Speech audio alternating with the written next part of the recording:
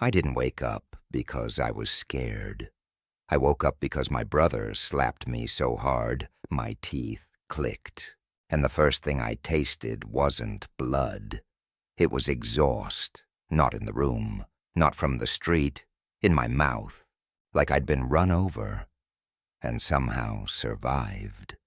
And when I finally looked at the clock, it wasn't morning.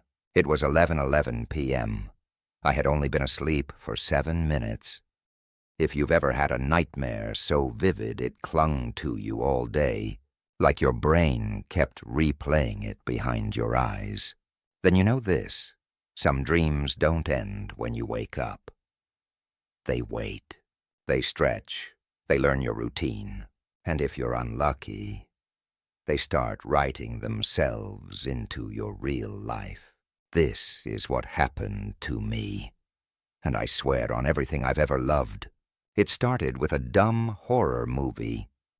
It was one of those nights where your thoughts feel too loud, so you try to drown them out with noise. I picked a horror film at random, something low budget, something with a title that sounded like a warning no one listens to. The plot was simple: a small village, cut off from civilization, no phone signal, no street lights, no police. And there was a serial killer. Not a masked guy with a knife. Not a demon, not a ghost. A person, a driver. He didn't stalk his victims. He didn't chase them. He didn't even look at them. He simply ran them over, slow at first, then faster. And the scariest part wasn't the blood or the screaming. It was how quiet the car was. No engine roar, no tire squeal, just a shadow moving in the dark, and a soft thump, like stepping on a bag of groceries. I watched it alone, curled under a blanket like that would protect me. When the credits rolled, I wasn't scared. Not really. I remember laughing at myself. It's just a movie. I shut my laptop, brushed my teeth, climbed into bed, and I fell asleep like someone who believed they were safe. In the dream, I was standing on the edge of a street that didn't belong to my city. It looked like my neighborhood. Same buildings, same sidewalks. But everything was wrong. The air was too cold, the sky was too close, and the street was empty in a way that made my skin itch. I was with my friends. There were 5 of them, talking and laughing, already stepping off the curb. We were headed to our favorite cafe. We'd done it 100 times, and it was daytime. But the light was gray, like the sun had been replaced by a dead bulb. They started crossing. I stayed behind for 1 second, just to glance down the street. There were no cars, no cyclists, no sound. Just a long, clean road stretching ahead like a blade. Then I took my first step, and the world snapped. A car appeared as if it had been cut into existence. No approach, no warning, no sound. One frame there was nothing. Next frame there was metal and glass and motion. It hit them like they were paper. It didn't swerve, didn't break. It didn't even slow down. There was a blur of bodies, a wet crack, the slam of impact, and then silence. All 5 of my friends were gone in under a second, replaced by shapes that my brain refused to understand. I couldn't scream. My mouth opened, but nothing came out. A cold breeze blew through the street, gentle and insulting. My eyes filled with tears so fast, it felt like my face was leaking. I fell to my knees, and I stared at a single point on the asphalt. A tiny smear that could have been anything. Then footsteps ran up behind me. Someone grabbed my shoulder. I turned, and a hand swung across my face. Smack! The pain was real, white-hot, immediate. My head snapped to the side. My vision flared, and I woke up. My brother stood over me, breathing hard, eyes wide like he'd just run a mile. "Are you okay?" he said. I blinked, confused, still tasting exhaust. "What?" "You were talking," he said. "Like yelling. You sounded wrong." My cheek burned. My heart hammered. I pushed myself upright and looked around. My room was normal. My lamp, my curtains, my phone charging on the nightstand. But the air still felt cold. "What did I say?" I asked.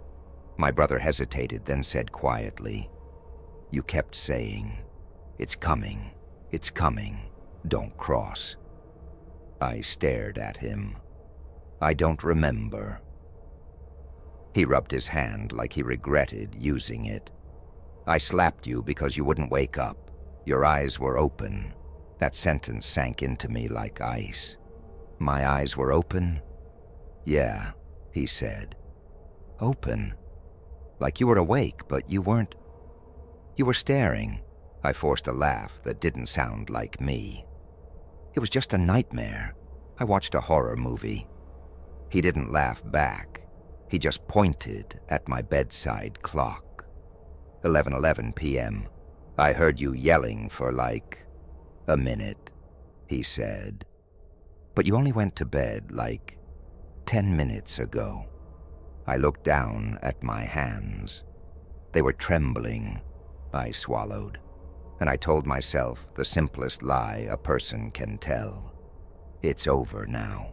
The next morning I woke up too early. The dream clung to me like a film of oil. Even in the shower, even while brushing my teeth, I kept seeing that empty street. My phone buzzed with messages. My friends were meeting up at noon. Same plan as always. Pizza place, not the cafe. I stared at the group chat longer than I should have. I almost typed, "Can we not cross any streets today?" I almost typed, "I had a dream you all died." I didn't. Because who says that? Instead, I replied, "On my way." I changed outfits twice. Not because I cared, but because I couldn't settle into anything that felt real. Before leaving, I passed my brother in the hallway. He watched me like he wanted to stop me. "You okay?" he asked. "Yeah," I lied. He opened his mouth, then closed it, and I left. The main square was busy, sunlight bright enough to make everything look clean and harmless. My friends were already there. They hugged me, teased me, talked about random things, normal. We started walking toward the pizzeria. To get there, we had to cross a street. A long street. A street that looked painfully familiar. My mouth went dry. "Hey," I said, trying to sound casual. "Do you ever feel like a place looks the same, but different?" They laughed. "What are you talking about?" one of them said. We reached the curb. There were no cars. The road stretched ahead, empty, silent. My stomach tightened. I slowed down, suddenly unable to move. "Come on," someone said. "You good?" I looked down on the street. Nothing, no engine sound, no motion, no shadow. My friends stepped off the curb, just like the dream. My lungs locked. "Wait," I said. But my voice was small. They were already in the street, and then a cold breeze slid across my skin. My phone vibrated in my pocket, a notification I didn't remember turning on.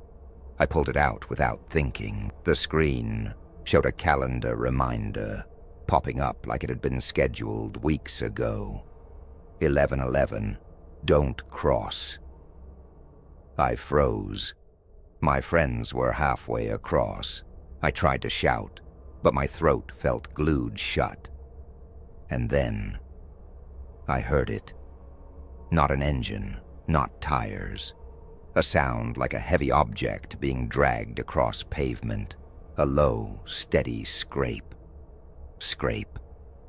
scrape, and the street ahead, the empty space at the far end, began to darken, not from shadow, from something moving toward us that the light refused to touch. I finally forced air into my lungs. "Stop!" I screamed. My friends turned, confused. "What?" someone shouted back. The dark shape grew larger. A car. No headlights, no reflections. Just a matte black outline consuming the space around it. It wasn't driving. It was gliding, and it was picking up speed.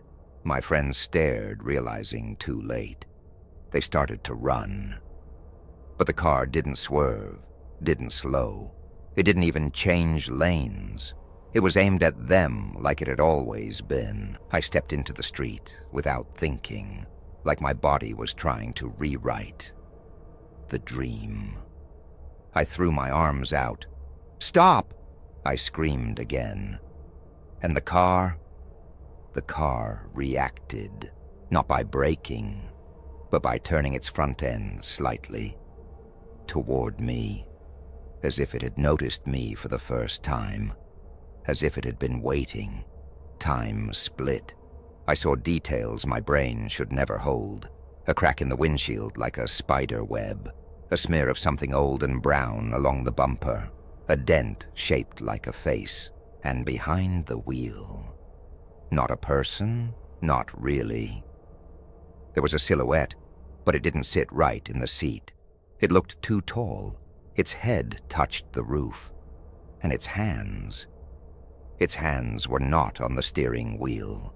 They were folded in its lap like it was relaxed, like it didn't need to steer, because the car was steering itself. My friends screamed. The car surged forward, and in that microsecond before it hit, I smelled it again. Exhaust, hot metal, and something sweet, like spoiled fruit. Then the impact came, not on me, on them. A brutal, wet series of sounds. Thump, crack, thump. Bodies thrown like broken dolls. My mind tried to reject it, tried to wake up. But my feet stayed planted, my eyes stayed open. I watched everything. The car rolled over the last body, and then impossibly stopped. Right in front of me, so close that I could see my own face distorted in the black hood. And the windshield wipers clicked once, slow, deliberate, like a blink. The driver's side window began to lower, not smoothly. It stuttered, like the mechanism was fighting something heavier than glass. Down, pause, down, pause, until it finally opened. Cold air spilled out of the car, as if it had been storing winter inside. I leaned forward without meaning to, like a sleepwalker. Inside, the silhouette moved, and that's when I realized it wasn't tall. It was stacked. Like the driver's body was made of wrong parts layered on top of each other. A shoulder where a head should be. A head where a chest should be. And then it turned, slowly, to look at me. There were no eyes, just two pale circles that looked painted on from the inside of the skull. Its mouth opened, and a voice came out that wasn't human speech. But my brain understood it anyway. It said, "You saw it on a screen." My throat tightened. It continued, voice like air leaking from a tire. "Now you're in it." I tried to run. My legs didn't move. I tried to scream. My mouth opened, but only a wet rasp came out. The thing in the car tilted its head, and it said something that made my blood go cold. "This part always hurts." Then the car lurched forward, straight at me. I felt the hood hit my knees. And then a hand slammed into my face. Smack. The exact same slap, the same angle, the same explosion of pain and light. My head snapped to the side. My cheek burned. and I woke up, sitting upright in bed, gasping. My brother stood over me again, hand raised like he'd just hit me. He looked terrified. "What is wrong with you?" he shouted. I stared at him, shaking. I was... "You were screaming," he said. "You were standing." I blinked. Standing? He pointed at the floor. My feet were bare. My bedroom door was open. I turned slowly. My phone lay on the hallway carpet, screen cracked. The clock on my wall read 11:11 p.m. again.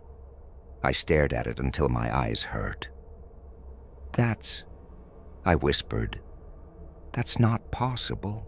My brother grabbed my shoulders. "You walked out here," he said. "You stood in the hallway and just..." Stared down the stairs and whispered. "I called your name and you didn't answer. Your eyes were open." My stomach dropped. "What did I whisper?" I asked. My brother swallowed hard. He didn't want to say it. Then he said quietly, "Don't cross. The next morning I didn't go out. I didn't answer texts.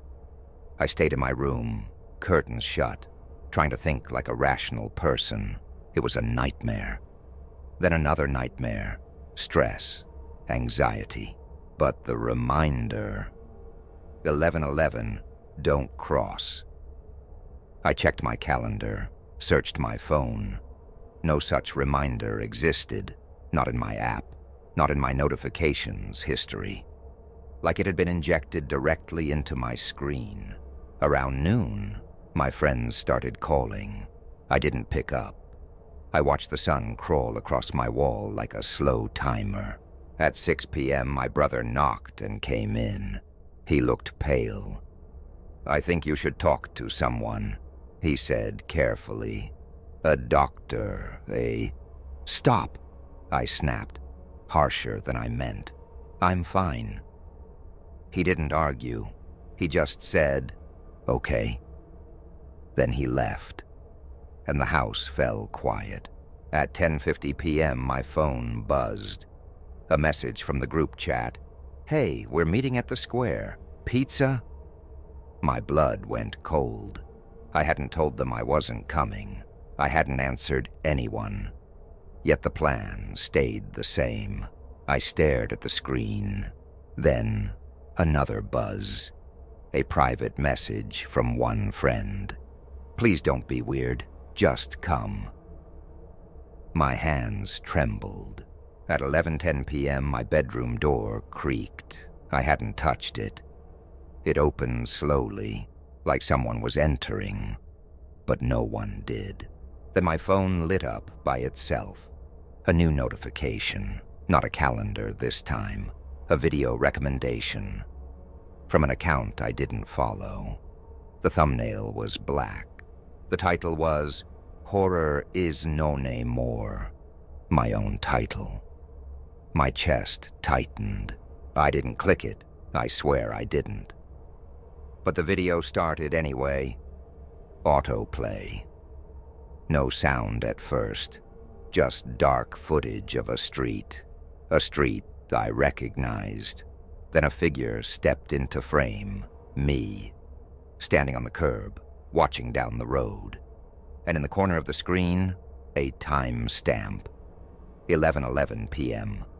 My bedroom clock ticked once and flipped. 11:11, the sound came back. Not from my phone, from outside. A low, steady scrape. Scrape. Scrape. I turned my head toward the window. My curtains were shut. But behind them, the room pulsed faintly with a darker shadow. Like something big had parked right outside. My phone continued playing. On the screen, me looked up. Not at the street, at the camera, at me. And my own recorded face whispered, "It's coming." I flinched so hard I almost dropped the phone. Then my brother's footsteps thudded down the hallway, fast. He burst in, eyes wide. "I heard it," he said. I heard a car. I whispered, "Don't open the curtains." He stared at me. "What?" "Don't," I repeated. He took one step toward the window anyway. I grabbed his arm. "Please." My brother hesitated. Then, against his better judgment, he listened. We stood in silence. The scraping sound outside grew louder, closer, like something heavy dragging itself across the street toward our house. Then it stopped, right outside. So close the glass vibrated. My brother's voice shook. "What is that?" I swallowed dry. "It's the movie." He snapped. "That's not funny." "I'm not joking," I whispered. My phone screen went black. A buffering circle appeared. Then a message in white text. "Play next." Under it, Episode 2, The Crossing. And below that, smaller. Cast, you, your brother, 5 friends. My brother saw it. His face went slack. That's not possible," he said. The window glass tapped once. A gentle knock. From outside, not a branch, not wind. A knuckle. My brother stepped back. Then the knocking came again. 2 knocks, patient, like someone waiting to be let in. My phone vibrated. A new message appeared on screen. "Open it." I shook my head violently. "No." The knocking stopped. A beat of silence. Then the sound of a car door opening, slow, metal creaking. My brother grabbed a baseball bat from the corner of my room, something we kept from when we were kids. He held it like it could rewrite physics. I whispered, "Don't," he whispered back. "I'm not letting something just stand out there." He moved toward the front door. I followed, heart punching my ribs. The house felt colder with every step. At the entryway, he put his hand on the doorknob and froze, because the smell hit us both. Exhaust, hot metal, and something sweet and rotten. My brother's hand trembled on the knob. "I'm going to look through the peephole," he said. I grabbed his wrist. "No." He yanked free and leaned in. The moment his eye touched the peephole, his whole body locked, like he'd been unplugged. "Hey," I said, panicked. "Hey, what do you see?" He didn't answer. His mouth opened slightly, and he whispered in a voice that wasn't his, "Don't cross." Then he reached for the lock. I screamed and pulled him back with all my strength. He staggered, blinking, confused. What am I doing?" he gasped. The knocking returned. 3 slow knocks.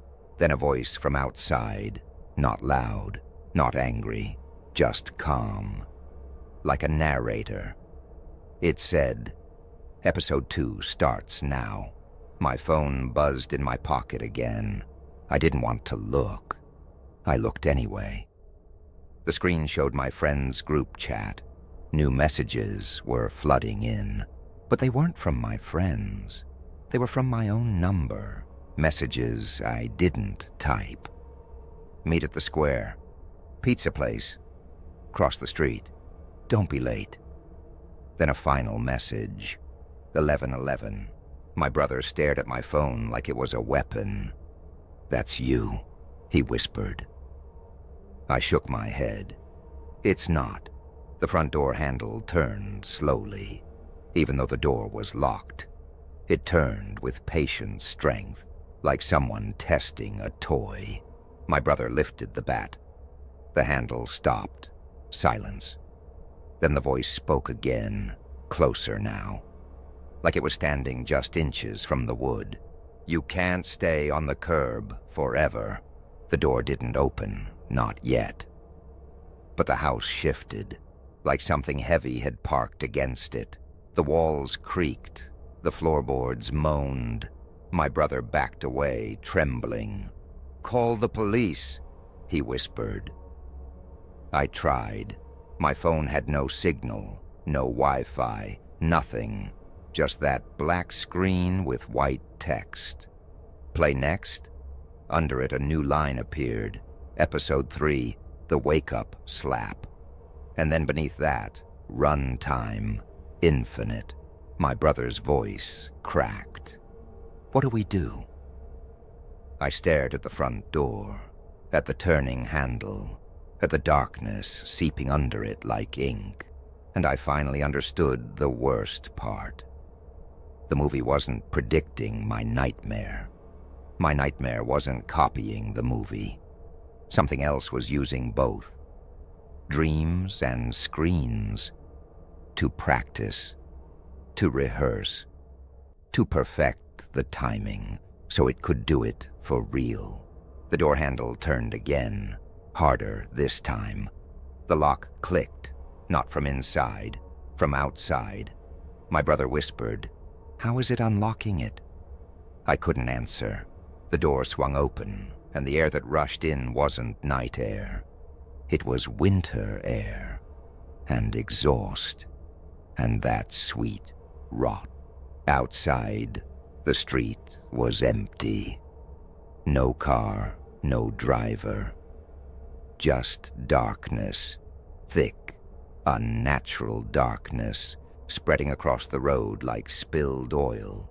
Then from somewhere in that dark, I heard the scrape again. Scrape, scrape, scrape, coming closer, dragging itself toward us. My brother raised the bat and stepped into the doorway. "Who's there?" he shouted. His voice echoed, wrong in the night. In my pocket, my phone began to play the video again. And now the sound came from it clearly. Screaming, metal, impact, my own voice. And in the video, I saw what was coming next. A scene from inside my house.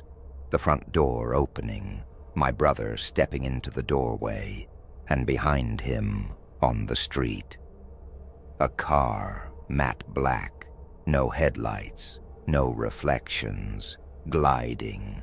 It wasn't there in real life yet, but it was in the video, which meant it was already decided. I grabbed my brother's arm and tried to pull him back. "Don't!" I screamed. He turned toward me, confused, and for a split second, I saw his eyes. They weren't his eyes anymore. They were pale circles, painted from the inside. And he said calmly, in a voice like air leaking from a tire, "This part always hurts."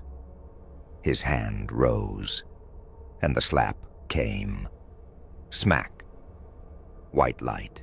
Pain. My head snapping to the side. And as I fell, as my vision blurred, as the world tilted, I saw my bedside clock through the hallway. It clicked and changed, back to 11:11 p.m. again, and from far away, like a car idling at the edge of sleep, I heard the narrator's voice whisper one last line. "Play next?" Some stories don't end when the video does. If this one stayed with you, leave your thoughts below. And if you're ready for more stories like this, you know where to find them.